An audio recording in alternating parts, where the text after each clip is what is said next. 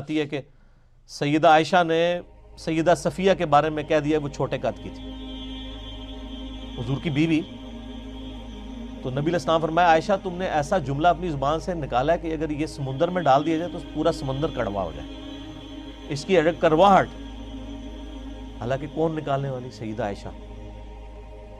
تو حضرت عائشہ پھر کہتی ہیں میں پوری زندگی اس پہ شرمندہ تھی کہ میں نے ایسی بات کی صرف، اور وہ زبان سے بھی میں صرف اشارہ کیا کہ چھوٹے قد کی. آپ اندازہ کریں یہاں پہ لوگ کیا کیا باتیں کر دیتے ہیں کسی کے بارے. بولے اعوذ باللہ تعالی.